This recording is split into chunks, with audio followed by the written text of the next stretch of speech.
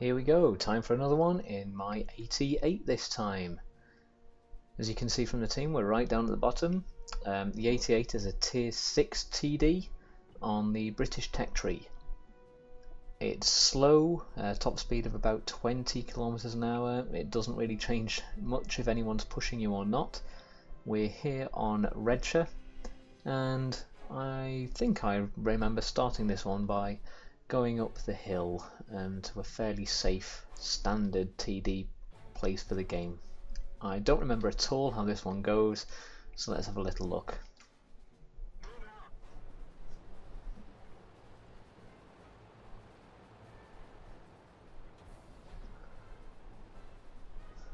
I'm sat still, not doing anything at the minute. I'm assuming I must be typing something to the team.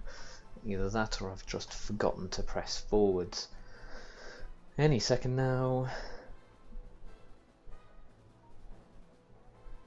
Well, from the minimap we can see that the rest of the team is split up. Some are rushing for the north side.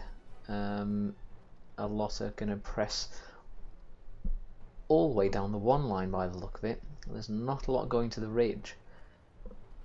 You don't want to overcommit to the ridge, but really so many heavies going to the one line, it's a bit risky. There's a bit of a killing zone over there if their big TDs get into the sort of K3, K4 sort of area. Unless we've got more tanks on the ridge, they could cause us a problem. We do have two more heavies pushing up to the ridge line that you can see. We've lost a Lux already. Problem with this tank is it takes a long time to get wherever you're going.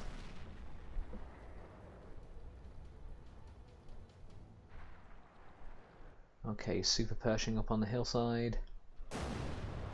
Penetrate the side of his turret. You notice the rate of fire is very quick.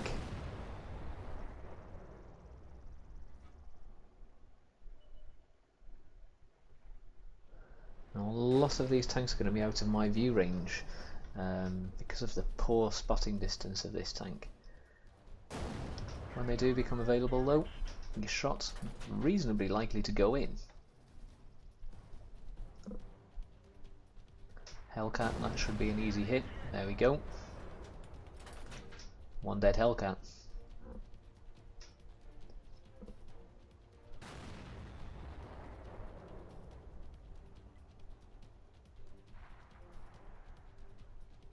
They know that there's going to be people on the ridge, so they're not silly. They're not going to just drive out blindly into where they're going to get shot on.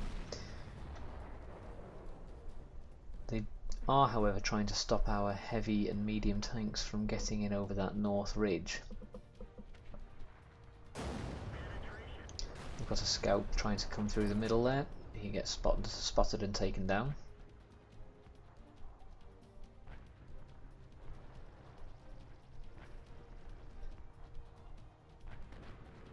If this dude isn't AFK, he's a waste of space.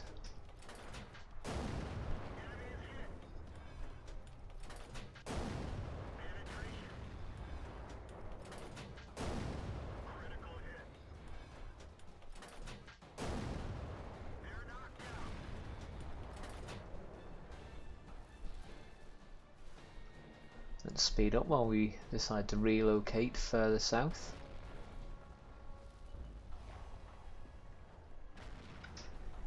Okay, Super Pershing's exposed again. Well, not properly exposed, he is behind the rock still, but he will have to come out from there at some point. You can see on the minimap there are still more tanks on that ridge, it's just that I can't see them.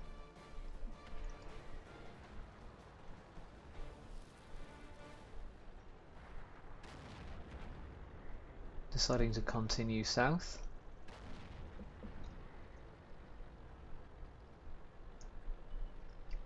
Heavy's doing a good job from the ridge line there, ahead of me.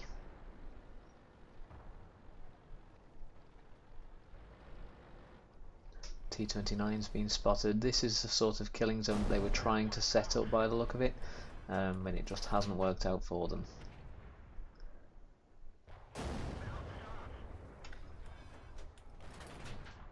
Okay, trying to get shots into the side of the Tiger P here. The side of his tank, or the turret, are the weak spots. Its turret's not actually very strong. The hull armour though is very thick. I knew that one wasn't going to go in. That was a bit of a silly shot. Okay, they're actually winning now on that ridge, so it's time to try and help out up there.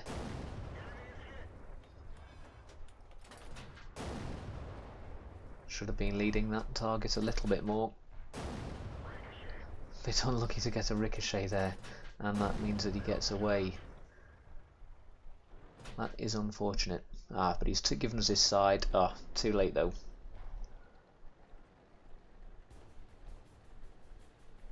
Well, this tank only has 800 hit points, and already we've done 1300 to various targets.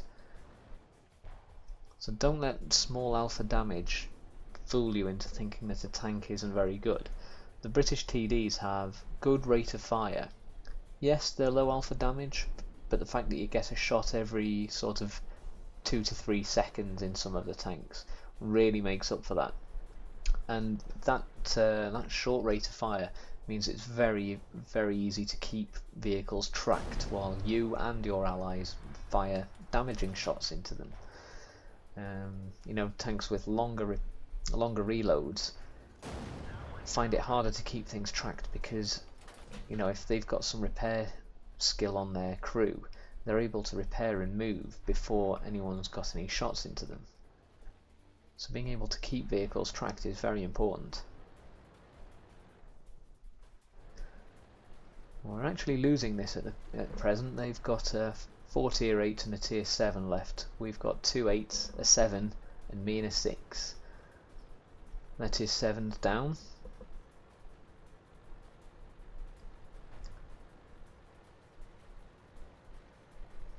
Let's speed up a touch while I just get into combat again.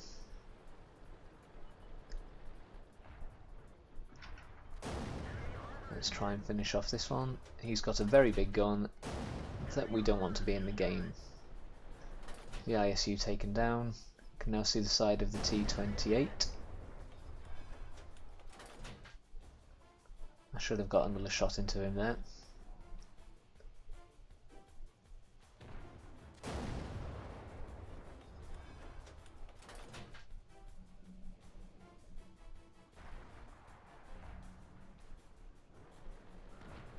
Okay, you can see them coming out of the town.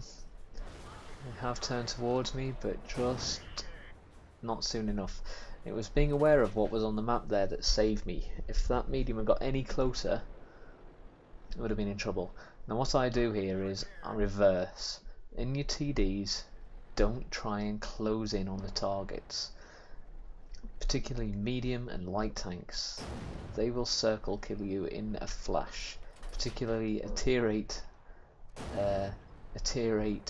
medium tank versus a tier 6 TD. You don't stand much of a chance.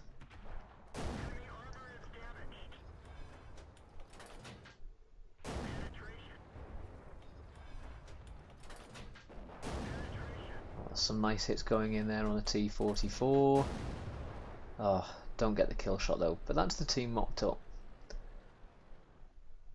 Over 2,000 damage done there, so let's have a look at the results page. So looking at the results, what have we got? First off, we have a Confederate medal. You can see there I've done damaging hits to 1, 2, 3, 4, 5, 6, 7, 8, 9 tanks. 2,396 damage in all. 0 spotting damage, that's pretty much to be expected, given the fairly poor view range of this tank. But it did leave us on 2,766 experience, which in a tier 8 game is not bad. Looking at the second results page there, the team results, you can see that we came top. That's due to doing so much damage and doing so many critical hits in a small tank. You always get more experience for doing damage in your lower tier tanks to things that are bigger than you. So when you're in your big tanks, remember that you're not going to have a great XP record if you're the top tank. If you're, running around shooting all the tier 6s, if you're in a tier 8, it's all about doing damage to the big stuff. So there we go. Team came top in a tier 8 game. 12,000 credits profit almost. Not a bad result at all. Hope you enjoyed that one. Feel free to like and subscribe. Hope to see you next time.